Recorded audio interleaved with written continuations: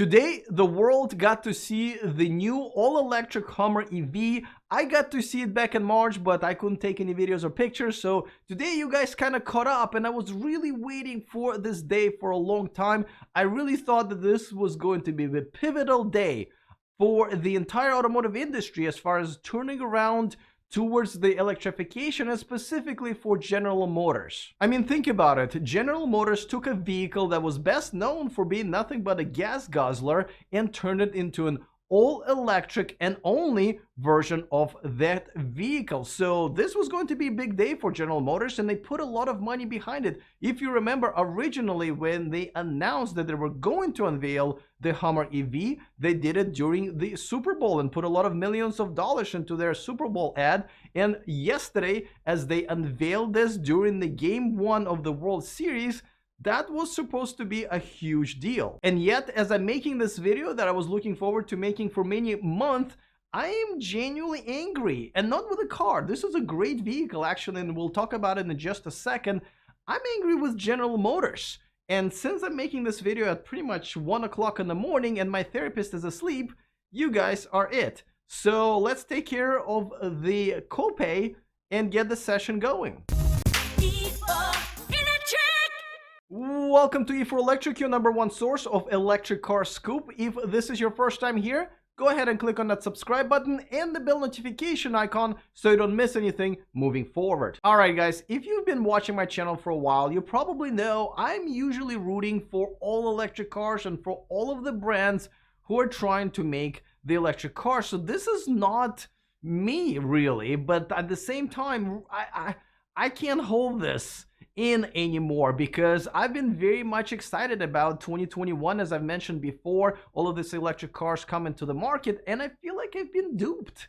So, but before we go there, let's separate what General Motors is doing and what this car is actually all about. So, Hummer EV is actually a great vehicle. So let's talk about some really good stats that we found out before the unveiling yesterday. As a matter of fact, it was the unveiling itself that got me disappointed. Alright, so the top of the line version will have 1000 horsepower, will have a range of over 350 miles, will have an 11,500 pound-foot of torque, 0 to 60 in approximately 3 seconds, whatever that means, and the charging rate of 350 kilowatts, which is very fast. It's about 100 miles in 10 minutes. We already saw the sample of what the crab walk looks like, where all 4 wheels can turn and the car kind of goes sideways. We also found out that it will have underbody cameras, which I think is pretty cool, and the next generation of Super Cruise. Now, I gotta say, when I tried Super Cruise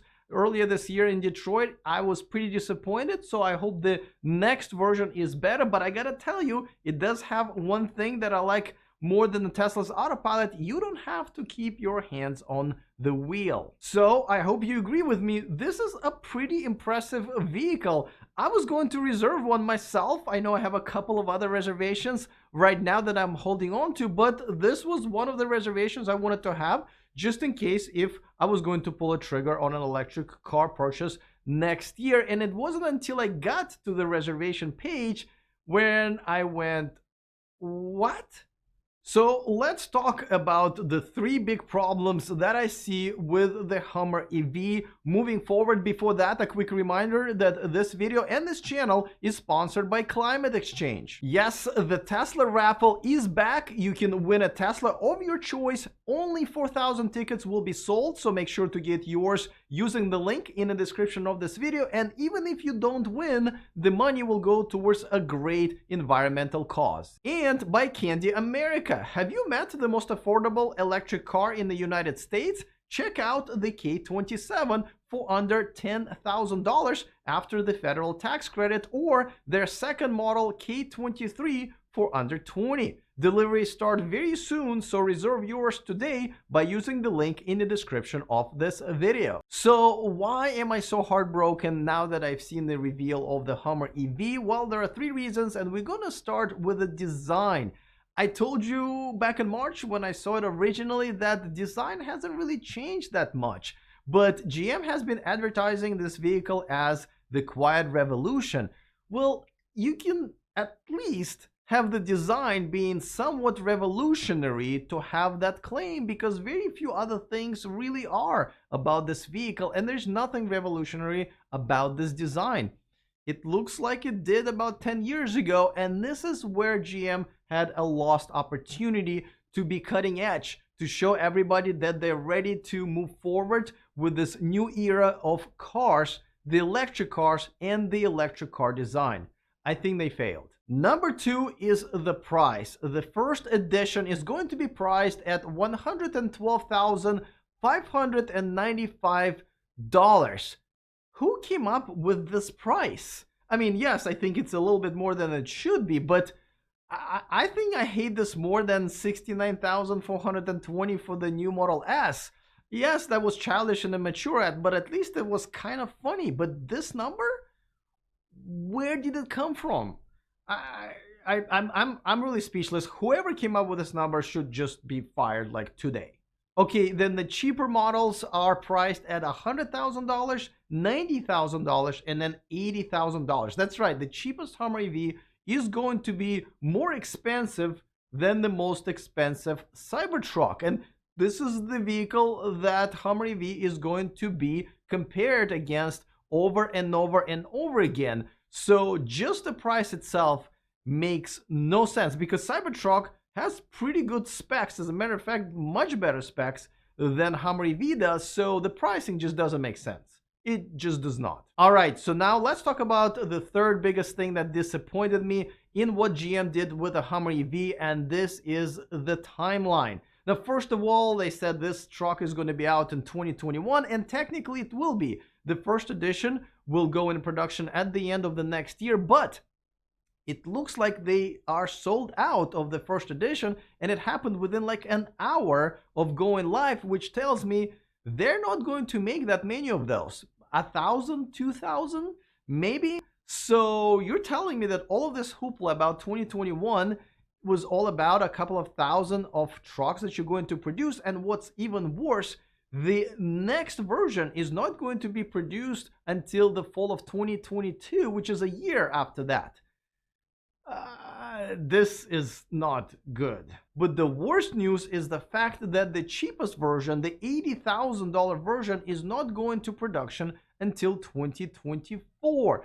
And that's what just killed me. You're telling me you need 4 more years to produce a basic version of this truck with the lowest mileage and with the lowest specs on the mass production scale? This is where you lost me, GM. I mean, this shows a complete either lack of understanding what's happening in automotive industry, or complete lack of competence of you being able to produce electric cars. And I know you came up with the Bolt a few years ago, and at that time that was an actually pretty decent electric car, but you did nothing with it.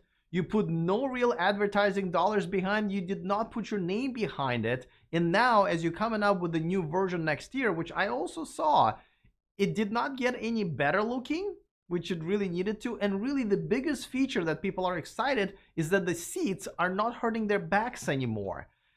This is not progress. So what is the reason for it? And I think there are only 2 possible reasons. One is they can't. And 2 is that they don't want to. Now, I actually think they want to. I mean, they've been pretty vocal about understanding that this is where the industry is going, and they need to make sure that this happens. So it leaves me with that number 1, that they can't. I think that's it. Now that means that they either cannot hire the right people, which is a failure in all kinds of levels of management, or they did not recognize a company that they could acquire to get the IP to get going with this. And there are plenty of them. For example, Lucid, as we now know, had a great technology. And, you know, GM could have invested in them a few years ago, but now they got invested by someone else, and they're just about to have what looks like a very successful future. There's also Faraday Future as well. They're looking for funding, and from what I understand, things are going to happen there in the near future, and they have great technology as well. So GM did not recognize that to acquire them. Instead, they went after Nikola, which now we know had nothing. So this is either the failure of hiring the right people, or buying the companies that already fired the right people. And this is why I am so angry at 2 o'clock on a Wednesday morning. Let me know how you feel. And once again, I just want to emphasize, I love this vehicle. This is going to be a great vehicle. I just absolutely hate execution, and I hate the fact that this is such a lost opportunity for GM. Speaking of great electric cars in 2021, check out a video that I just put out last week about all of the great electric crossovers and small SUVs that are coming next year that will be competing with the Model Y, which is becoming more and more popular with every day. I put that link in the description of this video, and you can also check it out right here in the corner of this video if you're watching me on YouTube. All right, looking forward to all of your comments. Other than that, see you guys next time, and remember to stay charged.